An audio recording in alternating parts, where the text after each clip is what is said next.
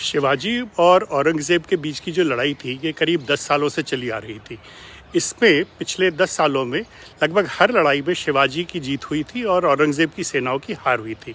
पर एक जो चीज़ ध्यान रखने वाली है वो यह है कि औरंगज़ेब की सेनाओं का जो मेन इंटरेस्ट था वो महाराष्ट्र के ऊपर कब्जा करना नहीं था। उनका मेन इंटरेस्ट था कर्नाटक और हैदराबाद वाले रीजन पे अपनी धाक जमाना और बीदर कल्याणी के किलों को फतह करना।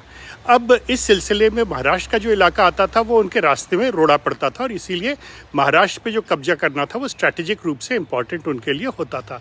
और जब मुग़ल सेना इस इलाके से जाती थी तो उसका मुग़ल सेना का मुग़ल खजाने को मराठे लूट लिया करते थे।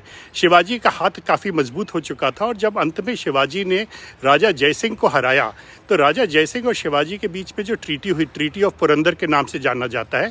पुरंदर की संधि में यह तय हुआ कि शिवाजी से दोस्ताना बर्ताव किया जाएगा। जयसिंह जो कि काफ़ी वाइली और काफ़ी वाइज किस्म के मनसबदार थे औरंगज़ेब के, उन्होंने अब औरंगज़ेब को एडवाइस दिया कि जी शिवाजी से लड़ाई करने की जगह शिवाजी से दोस्ती करना ज़्यादा ज़रूरी है। अब शिवाजी ने इस समय एक चिट्ठी लिखी औरंगज़ेब को ये कहते हुए कि जी बेकार में आप क्यों लड़ाई करते हैं, हमारे से दोस्ती रखिएगा, हम अपने यहाँ इज़्ज़त से रहेंगे, आप अपने यहाँ इज़्ज़त से रहिए।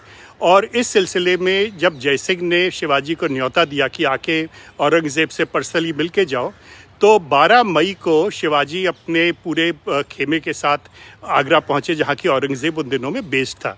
ये औरंगज़ेब का जो 50वां जो जन्मदिन था उसके उपलक्ष्य में शिवाजी ने ये यात्रा की थी। शिवाजी अपने साथ एक बड़ी तामझाम के साथ आए, उनके साथ 200 सवार थे, बड़े सुसज्जित सवार थे। एक हीरे मोती से जड़ी हुई पालकी थी जो कि पूरी तरह से चांदी से मढ़ी हुई थी, उसमें हर जगह हीरे जवाहरात लटक रहे थे। शिवाजी की पालकी के साथ साथ 2 हाथी आगे और 2 पीछे चल रहे थे जो कि बड़े सुसज्जित थे। आगरा के लोगों ने, आगरा के जो मनसबदार थे, उन सब लोगों ने जब देखा कि इतने रुआब के साथ शिवाजी और उनकी सेना आ रही है तो उन्होंने उसका वो बड़े इम्प्रेस हुए।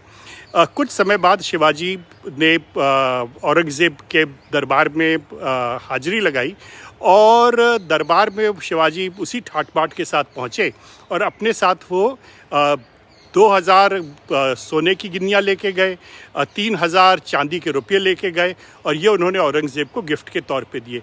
और तब सबसे बड़ा खटका हुआ जब औरंगज़ेब ने शिवाजी की तरफ देखा भी नहीं, शिवाजी की तरफ देखा भी नहीं और फिर शिवाजी को इशारा किया गया कि जाके उन मनसबदारों के साथ खड़े हो जाओ जिनको कि शिवाजी ने पिछले 10 सालों में बार बार हराया था। शिवाजी को ये बात बहुत बेइज्जतीपूर्ण लगी और शिवाजी पलट के दरबार छोड़ के निकल पड़े। जब शिवाजी निकल पड़े तो औरंगज़ेब के सेना ने उनका पीछा किया, शिवाजी को गिरफ्तार किया और शिवाजी को कैद में डाल दिया। अभी जो शिवाजी को कैद में डालने वाली बात है ये है कि शिवाजी को आगरा के किले के बगल में एक मकान में बंद किया गया। ये किसका मकान था, किसका महल था, इसके बारे में इतिहास में कोई जानकारी नहीं है। यहाँ पे शिवाजी वर्चुअली हाउस अरेस्ट में रहे, तो मई के महीने में यहाँ हाउस अरेस्ट में रहे, जून जुलाई हाउस अरेस्ट में रहे। अगस्त के महीने में एक दिन शिवाजी एक मिठाई की टोकरी में छुपकर निकल पड़े और वापस अपने देश महाराष्ट्र आ गए।